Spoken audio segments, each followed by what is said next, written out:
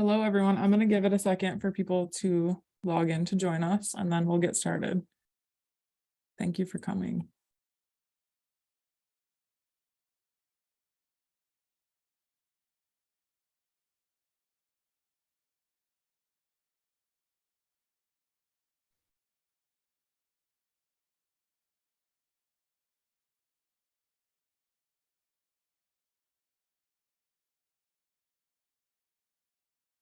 Hope everyone's inside watching this, not traveling around. I can hear the weather coming.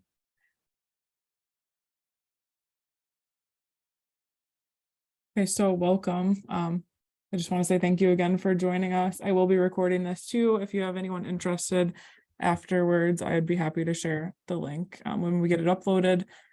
I wanted to introduce myself. I am Danielle Angelari. I'm the executive director of NAMI Northern Illinois, which is the National Alliance on Mental Illness, and we serve the Winnebago, Boone, Stevenson County areas. I just wanted to start with also a couple updates on our end. So we will be hosting next Tuesday, April 11th at 5:30, an open community meeting on the topic of poverty response training, which will be led by our friends at RAMP, Center for Independent Living. It will be at the Stepping Stones Counseling Center off of Murray Drive. Then April 18th at noon, we'll be hosting another Leading the Conversation on teen suicide prevention with Laura Kane at Marshmallows Hope. I do want to mention, please continue following us for an exciting Save the Date that we will release later this week on a larger Mental Health Awareness Month event at the beginning of May that we really hope you can join us at. And then finally, our annual fundraiser is happening June 5th at Forest Hills Country Club. There's still time to register for a team to golf. And if you don't golf, don't worry, there's an after hours event just for you.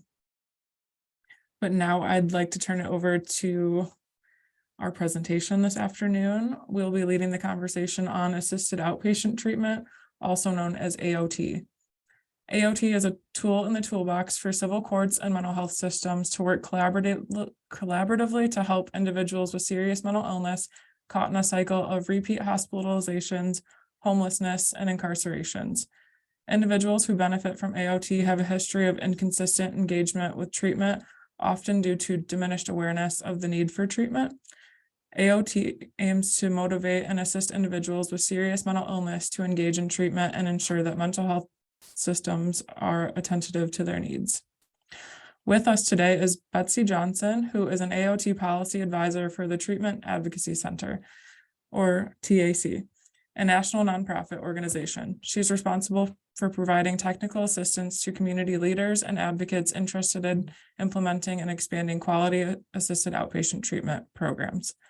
AOT is a program for individuals with serious mental illness who on their own do not recognize the need for treatment and get trapped in the revolving doors of hospitalization, homelessness, and incarceration. Prior to joining TAC, Betsy was the Associate Executive Director of the National Alliance on Mental Illness of Ohio for over 10 years. While with NAMI Ohio, Betsy led the effort to pass Ohio's AOT bill. Before joining NAMI Ohio, Betsy was the Associate CEO of the Ohio Association of County Behavioral Health Authorities. She has also worked for the Ohio Department of Jobs and Family Services and Youth Services and served as the legislative aide in the Ohio Senate. Prior to moving to Columbus, Ohio, Betsy worked in Washington, D.C. for a member of Congress. She has a degree in political science from the University of Houston. Awesome credentials, Betsy. Just so you know, if there are any questions, please add them to the Q&A feature and we'll facilitate them at the end of the presentation. Please also be aware that I will send an evaluation at the end of the presentation. And if you do want CEUs, you do have to fill that out for me. But thank you so much again, Betsy, for joining us, and I'll hand it over to you. Thank you so much, Danielle. Appreciate the invitation to be here with you all today. Excited. We've got a nice group, it looks like. Give me 1 second, just was accidentally unshared my screen. So I'm just going to try and pull this up real quick. So bear with me for just a minute, if you would.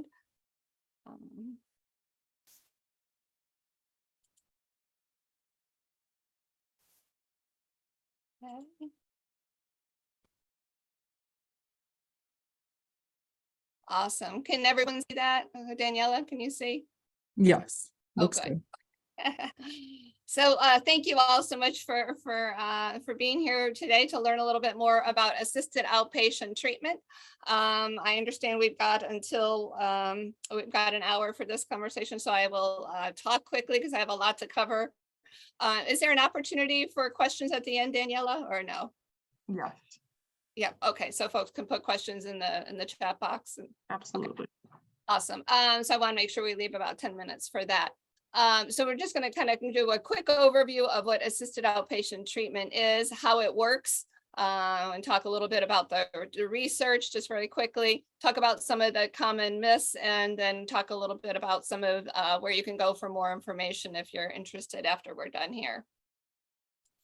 So just Daniela did a long history of me, so I don't need to go into a lot of detail there, but I do want to share one little story. You know, she mentioned before joining Treatment Advocacy Center about 7 years ago, I was at NAMI, Ohio. I was there for 10 years. I was the associate executive director. And well, in the kind of about 5 years before I left, I had a group of women called NAMI Mommies come to me from the Columbus, Ohio area. There are 6 of them. You can see them in this picture. There's 2 on the left and 4 on the right.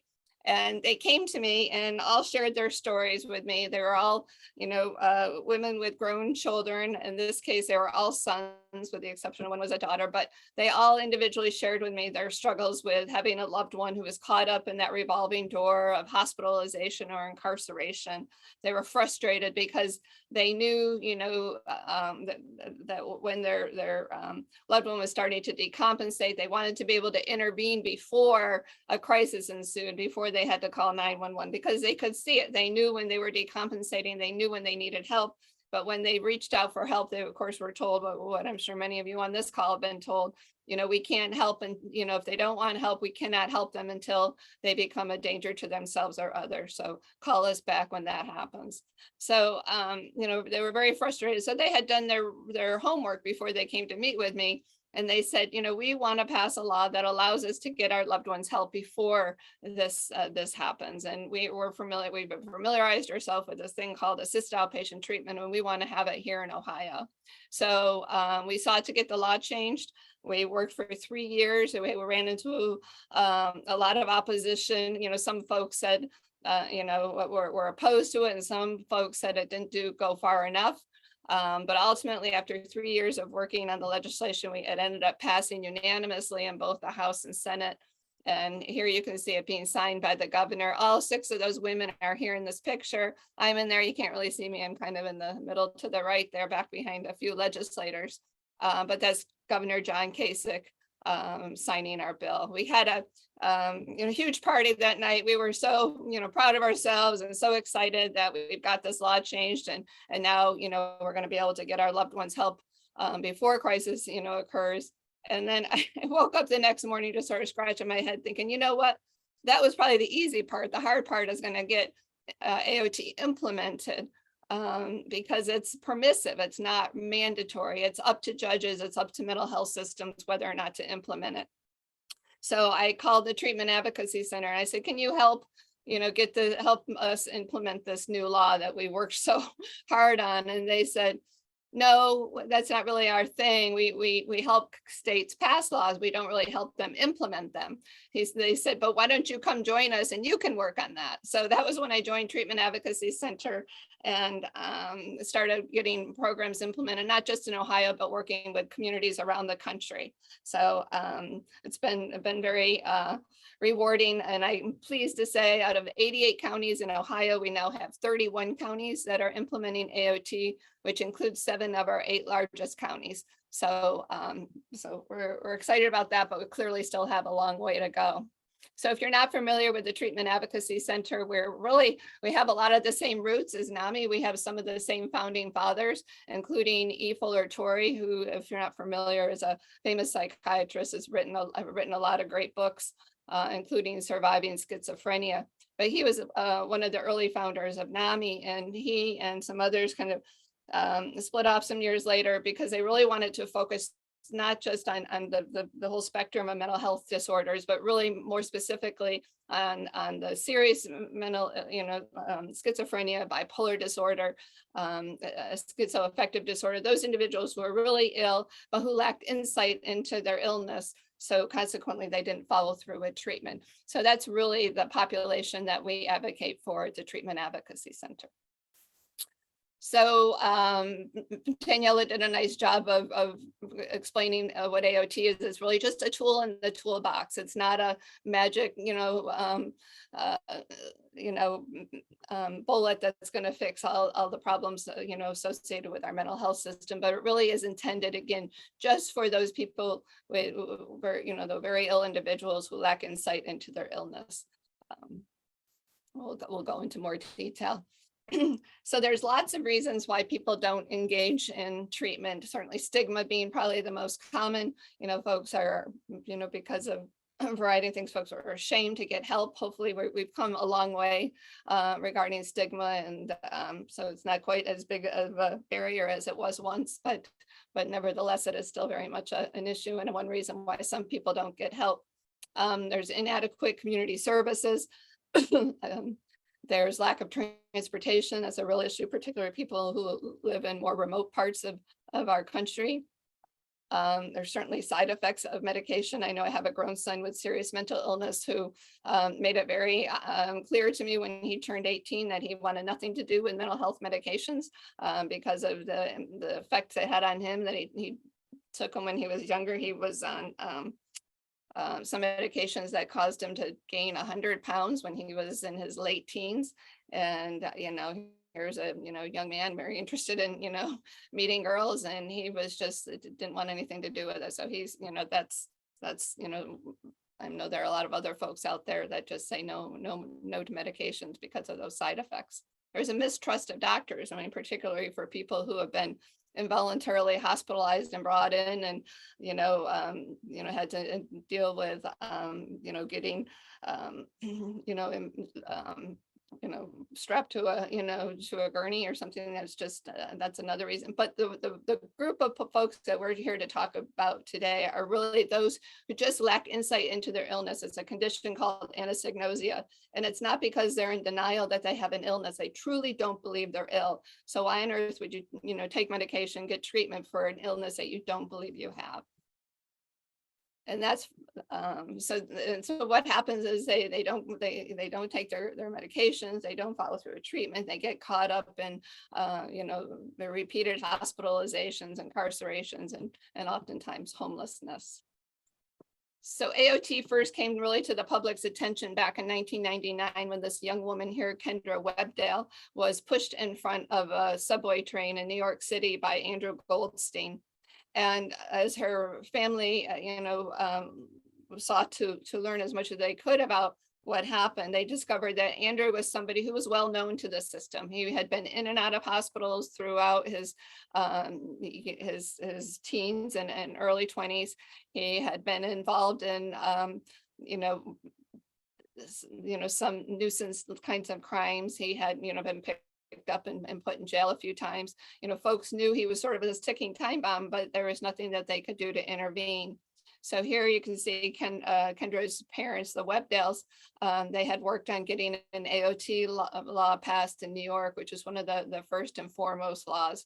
It's the only one in the country that is mandated. Right now we have AOT laws in 47 of the 50 states. New York's is the only one that's mandated. All the rest of ours are all permissive, including Illinois.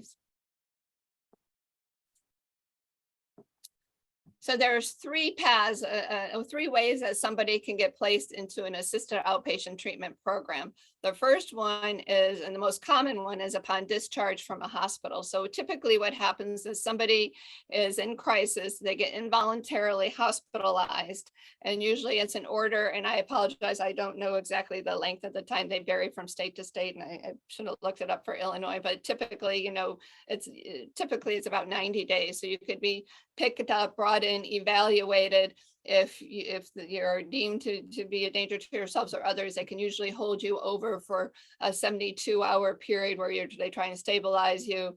And then if the hospital decides, you require longer time in the hospital and the individual doesn't volunteer to stay, they seek an order to have them involuntarily hospitalized. So that order usually extends for up to about 90 days. And so, but as we all know, nobody stays in the hospital for that period of time. So typically what happens is they get released on, after day 5 or 10, and then that order is allowed to continue. So they go back into the community under this order. So they're still under an AOT order to follow through with treatment. And most communities, they just kind of let it lapse, and they don't really monitor the individual for compliance with treatment. But when you have a AOT program, that means you've got a treatment system that's sort of there in the other, in the community, that's monitoring you and making sure that you're showing up for those appointments and all that sort of thing. So that's typically how it works, is out of a hospitalization. You can go into AOT directly from the community. That's a little bit more difficult. In Illinois, you have to have the mental health system sort of support that decision before the judge will order it. But there is a way to get there directly from the community. And then a third way is a transition from jail or prison. So oftentimes when somebody is picked up and brought in and arrested, typically for a minor nuisance kinds of crimes, what could happen is they go to jail, they determine, this person's really ill. They're here because they have an untreated mental illness, not because they're a bad guy. We really need to get them treatment. So if you can get the prosecutor to dismiss that charge, then refile in the civil court, then that person can have their case heard in a civil court, which is where AOT is heard. We're going to talk a little bit about that. So I'm sorry. I think I missed a piece in the very beginning, but I just want to make it clear that AOT is an order to follow through with treatment, but it's a civil court order. It's not a criminal court. It's different from mental health court, where somebody has committed a crime and then they're offered a mental health court as an alternative. Here, it's somebody is an involuntary program where they're automatically placed in this order, under this order, by but it's in the civil courts, so there's no criminal involvement. There would be no record or anything, but we'll get into that in just a minute. So folks who are good candidates for AOT are adults 18 years or older. They're individuals who have been diagnosed with serious mental illness, primarily schizophrenia or bipolar disorder, or schizoaffective disorder. They're unlikely to survive in the community without supervision. They have this history of lack of compliance with treatment, which means they've been hospitalized previously on a number of occasions or been put in jail for untreated mental illness.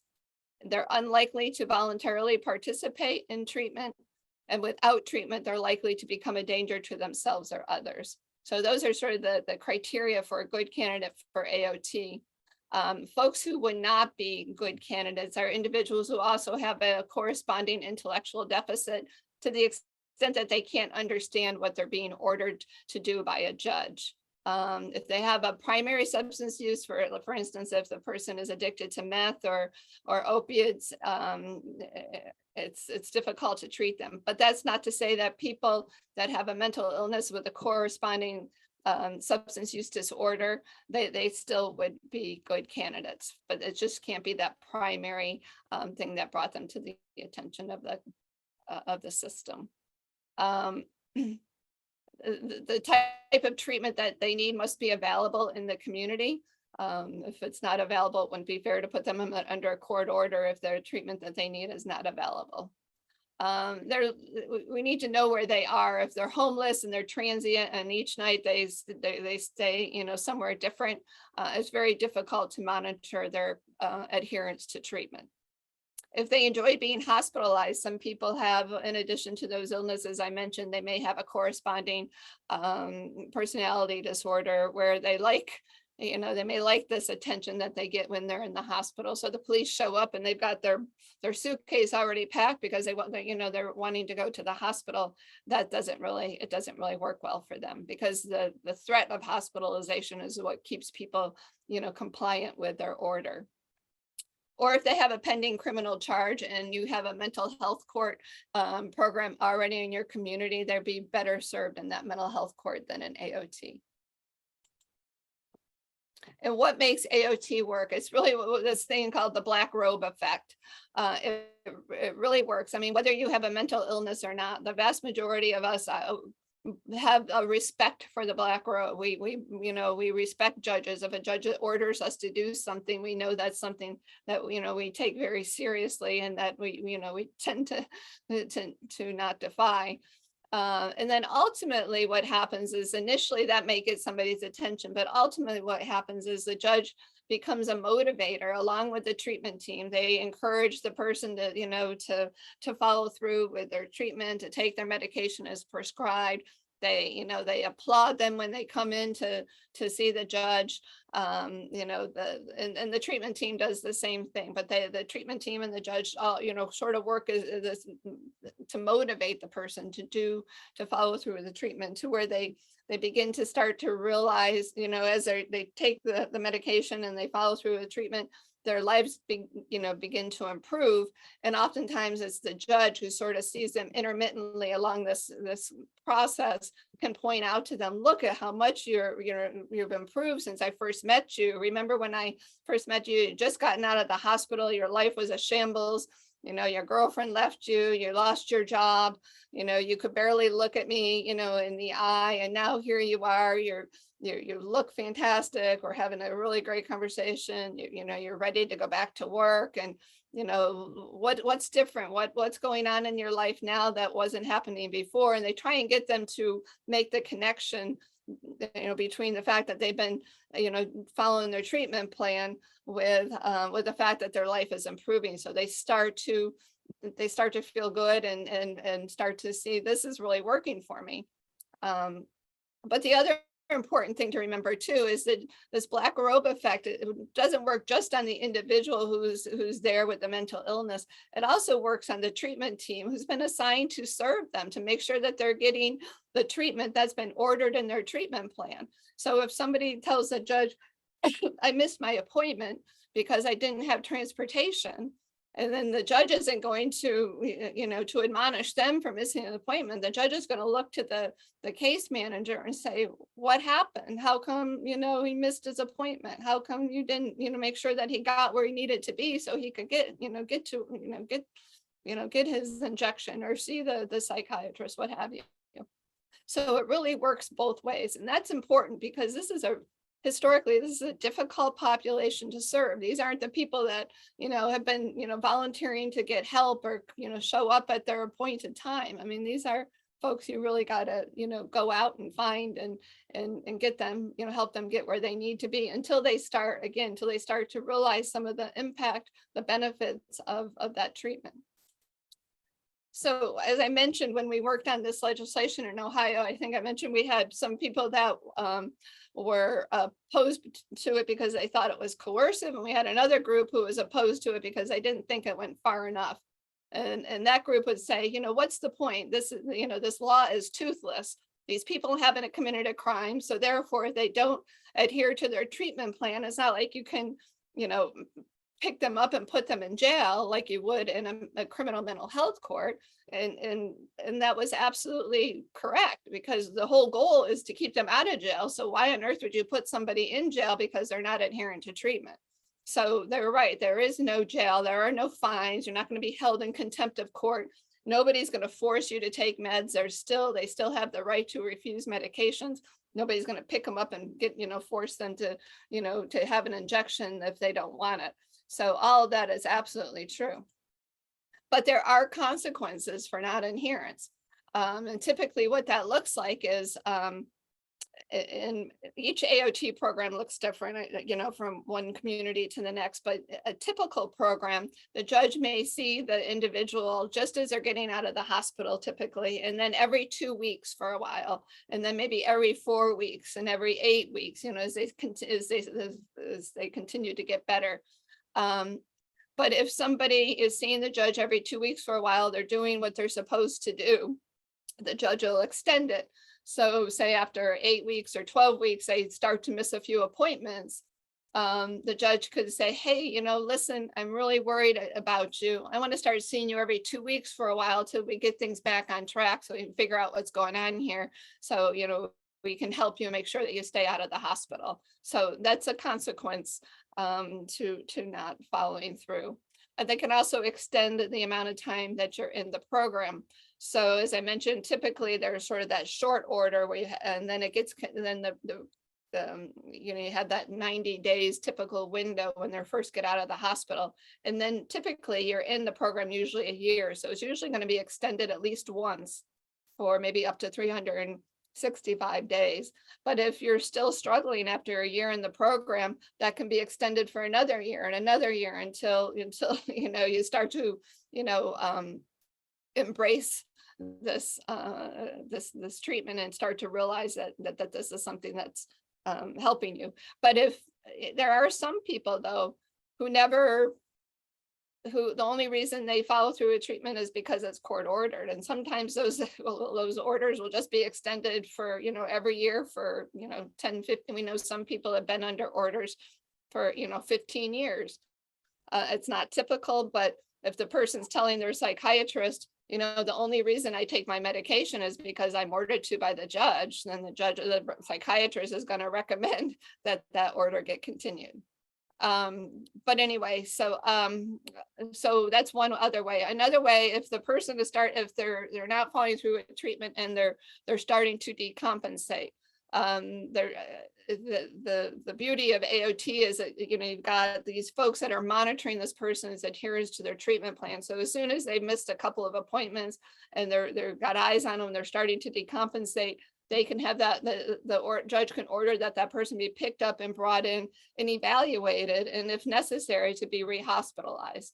So that really is sort of the ultimate consequence of not adhering to treatment. But the beauty of AOT is you can get into the hospital sooner. So you haven't deteriorated so much that it requires you to be in there for an extended period of time. Typically, you just get them in there quickly, get them back on track, and get them out, and maybe get them back in front of the judge. And the judge can say, look what happened. What can we do to make sure that this doesn't happen next time? How can we work together? What do we need to change? How can we help you? So, you hear us refer to AOT as a program.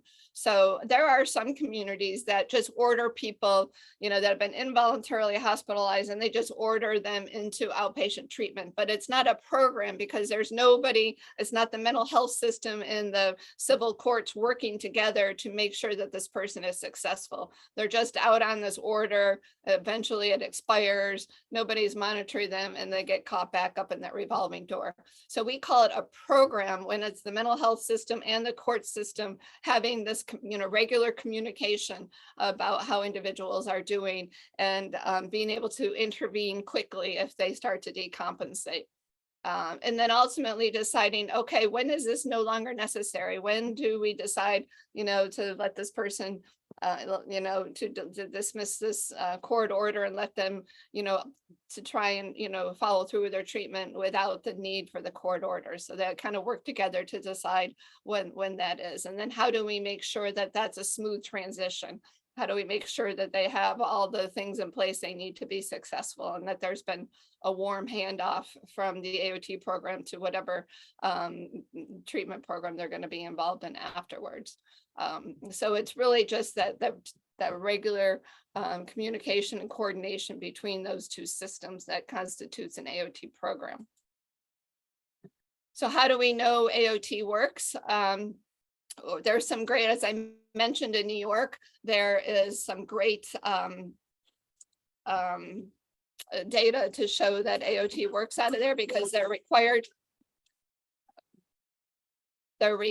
to collect data. That's what, they have that mandated law. So they have to, apologize, 1 second.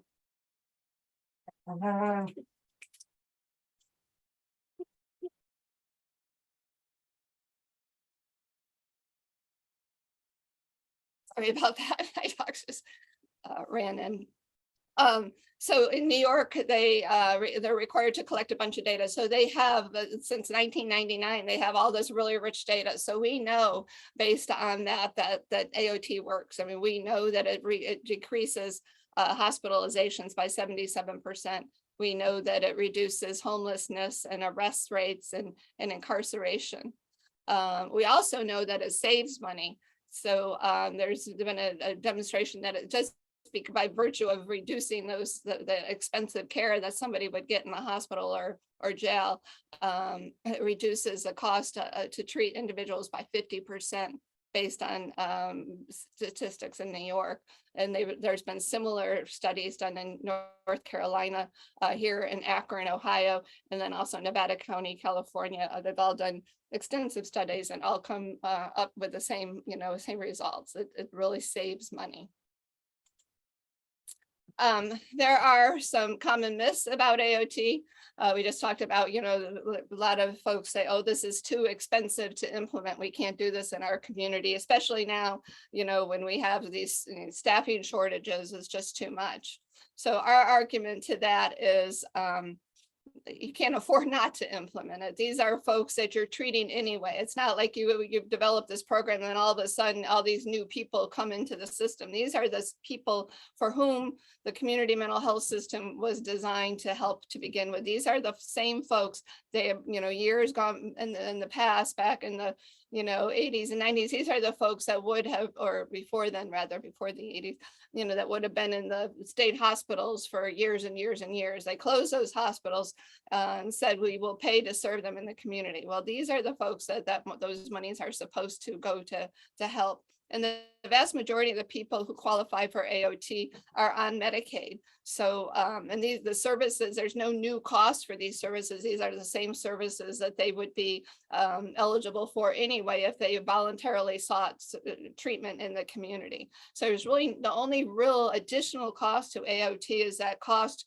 for that monitoring component. So hiring an AOT monitor that serves as sort of that conduit between the mental health system and the court, that that notifies the two different systems if that person is starting to experience some decompensation, to get them back in front of the judge quickly if necessary, or to take other other steps necessary to get them what they need. AOT is not voluntary. So we talk a lot, we make a lot of comparisons between mental health court and the criminal system and AOT and the civil court system, because they look similar in terms of they have this, active judge who's, supportive and that sort of thing. But in the criminal system, it's voluntary. They choose to go that route. They're given the option between just going the traditional route and having your case heard in front of a judge or jury, or to choose mental health court, in which case, if you follow through with your treatment for a period of time, oftentimes up to 2 years, then they'll dismiss those charges. So, but that's voluntary. But in AOT, this is not a voluntary program. It's very much involuntary. However, we like to, present it in a way that it sounds like the person sort of has an option, because remember, the vast majority of people come into AOT through hospitalization. So if they're in the hospital and they want to get out, they could have present this as a program, a way to get out, maybe perhaps a little sooner, because we're going to put you in the community, but then we're going to, support you and help you and get you all the services you need and monitor you and make sure that those, you're following through with treatment. So they may feel like they had that choice, but officially this is an involuntary program. So that's a significant difference about AOT. Some feel that AOT is, they feel, that this is coercion, that you're forcing somebody to do something that they don't want to. But it's important to remember that these are individuals who are very ill, and they're really not in a place in time where they can make those choices for themselves. They're so ill, so they're experiencing hallucinations and delusions oftentimes, and they truly aren't in a position to choose that treatment or to choose not to get treatment. It's not something we're doing to people. It's something we're doing for people. As we're helping them so they get out of this constant downward spiral that their illness creates. It really gives them an opportunity for sometimes for the very first time to experience what it's like to be well for a long enough period of time that they can embrace it and take it on as their own and say, I want to I want to keep feeling well. I want to do what I need to do so I can continue going forward and you know, seeing my life improve. So that's really the goal here. Yeah, and it's you know, some people say that it's, you know, incompatible with recovery and person-centered treatment, but that absolutely is not the case.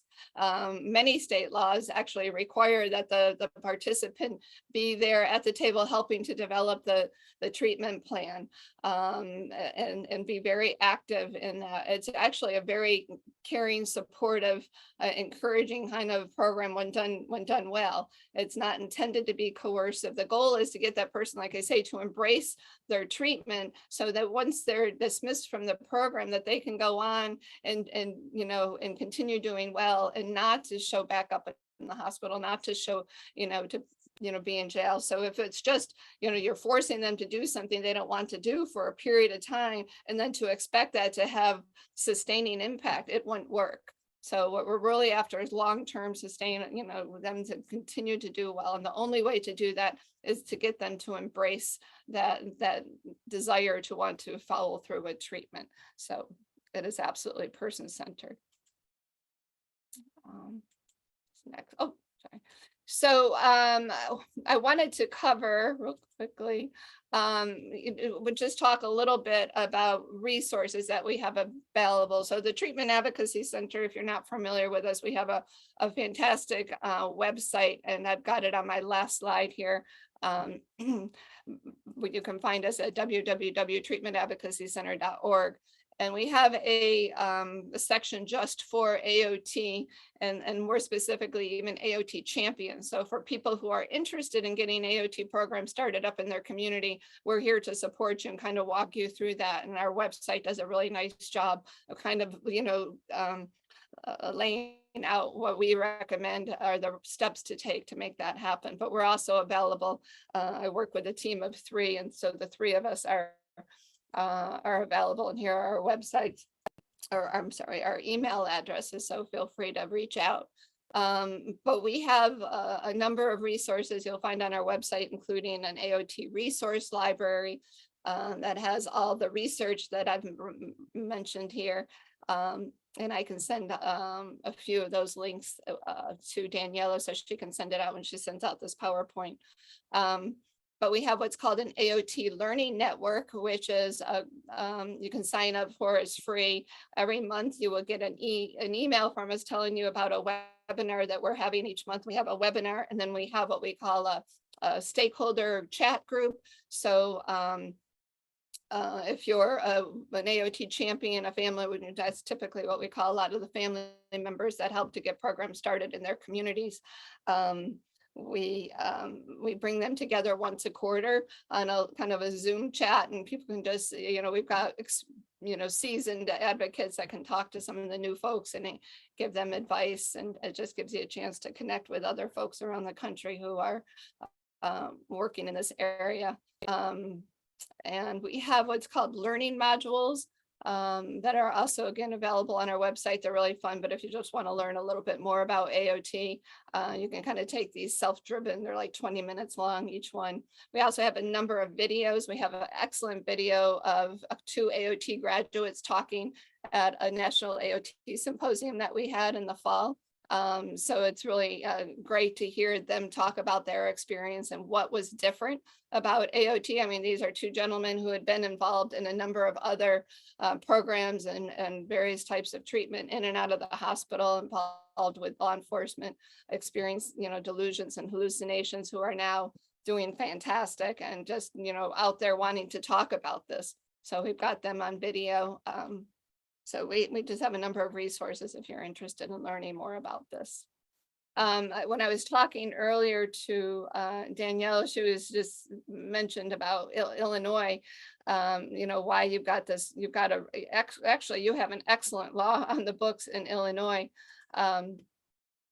and why you don't have, more communities using it. And I think a lot of it is just, there's just a lot of misunderstanding about AOT. I mean, there are some, as I mentioned, we talked a little bit about the coercion, but I think if you could get, a few programs up and running well in your state that others can look to and use to kind of serve as a showcase and role model for other counties. That's how we did it here in Ohio. It worked really well, where we had other counties, new programs, and then other counties that were sort of on the, considering it, would go and observe these programs and come back and decide how they wanted to implement it for themselves. But you do have a couple of pockets in Illinois, I believe. Chicago at one point had received a SAMHSA grant. I think that has come and gone, and I don't know if they're continuing to use AOT, but I think it was for only a very small subset of people in the Chicago area that actually benefited from it. And I think down in Springfield too, they're experimenting with it down there too. But if you're in a community that is interested, you want to hear more about how we can help you, happy to chat with you, offline. But I did want to, I'm going to go ahead and stop sharing. I did want to allow some time to answer some questions. If you've got some questions for me. Looks like there's. Thanks, Betsy. Yeah, do you want me to read them to you, or do you want to read them? Up here, I think I see one here from Ryan. How do we find out who our contact person is for this program in Winnebago County? I don't believe you have a program in Winnebago County, at least not that I'm aware of. So what I would recommend you do is reach out to your mental health administrator in your county to find out, if you have one, and if not, if that's something that they've considered, and if not, why not? And if they, you don't like their answer and want to continue to pursue it, we're happy to work with you to get a program up and running. As I said, it's still, if you think about where mental health court was, or drug courts were maybe 15, 20 years ago, that's kind of where we are in AOT. It's still a fairly, even though it's been around, as I said, since 1999 in New York, it's still a fairly new concept. So we're still in the early stages of getting programs up and running. So some states are far more advanced than others. Unfortunately, Illinois is not one of those. I can tell you, as I mentioned, Ohio, Texas, Kansas has a number of programs. Kentucky is building some programs. California, certainly. Down in Florida, they've got several, up in Michigan. So there's pockets of this going on, but some states are just slower to get started than others. But again, that's what the Treatment Advocacy Center, I told you, we've got a 3-member team, and that's what we do. We work with communities to get programs up and running. But it takes a champion. It takes somebody who's really, willing to, and that's what NAMI is all about. I mean, you guys are full of champions. So we wouldn't be where we were today if it weren't for NAMI champions, that's for sure. Yeah, and Ryan, I don't know of someone who would be willing to / is taking the lead on something like this, but I'd be willing to talk to you also after this. Maybe we could set up a group discussion. I think there's a couple leaders that should be at the table, could be at the table. Yeah, if you can get, so some of the typically the way it works to get a program up and running is you need buy-in from a few key partners. Those partners are certainly your mental health administrator, and if you can get your civil court judge, or what we call probate court judge here in Ohio. Every state kind of refers to them differently, but the judge who has oversight over involuntary hospitalizations would be the judge that you're interested in talking with. If you can get your sheriff, a lot of sheriffs are big supporters of AOT because it really works to keep people out, of the jail system. I mean, they're charged with handling these folks in the jail, and you've got somebody with untreated mental illness. They really make a lot of, cause a lot of difficulties for jail administrators, and they don't want them there. They want them in the community getting the help that they need. I mean, they're there to handle the bad guys, and these are certainly not the bad guys that they signed up for. So so you can often get, get law enforcement support. And then other key folks you need at the table include your hospitals. Your hospitals, again, could be great advocates, because they're the ones that are seeing these same people over and over again. That's discouraging, for them to have to keep serving the same people over. And so they'd like to see them get support. And they're often the ones that are really helpful in making the case. So typically what happens when somebody's referred to the program, it's just want to clarify. So it is a formal court proceeding where the person gets an opportunity to present evidence. They have an attorney present. It's a full as I mentioned, court proceedings. So so that you need to have legal counsel, both for the person who's for whom the petition's been filed, and then you also have somebody for the petitioner, whoever's trying to put this person in the program. They have to present their evidence. So you need a doctor that says, yes, this person meets the criteria under the law. And I apologize, Daniela, for some reason I had a couple of slides on there and they did not make it in this particular presentation. I'm not sure what happened, but I kind of walked through a couple of those. So I'm going to send you a new slide deck, and it will include kind of those step-by-step procedures of what that looks like in front of a court. You're okay. You did a great job. Are you familiar? There's someone here from Champaign County, Christina. Do you know if there's an AOT program there? Christina, I do know that there is a NAMI in Champaign area. As I mentioned, the only two I'm familiar with is the one that was started up in the Springfield area, and I'm not sure what county Springfield is in. And then the Chicago area had received a SAMHSA grant for a 4-year period, and that period has come and gone. And I'm not sure if they continue the program, but it was a very small program where it only served some of the most ill, a lot of folks that were homeless. So I don't know that to what extent it was available sort of to the general public.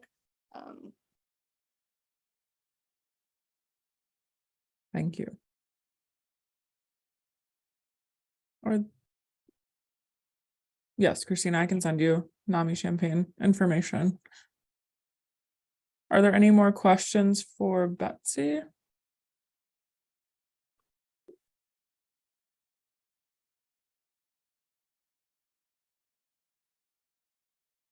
Okay, well, Betsy, do you mind if I share your contact information again too, just in case people think of something after the fact? Yes, not at all, not at all. And I'll send you, like I said, I'll send you the updated PowerPoint that has some of the links to some of the resources too that I talked about. That sounds perfect. And I will follow up with this information in the recording if you'd like to share it to anyone. Thank you all for being in attendance today. It's an important conversation. Betsy, thank you again. You did an awesome job.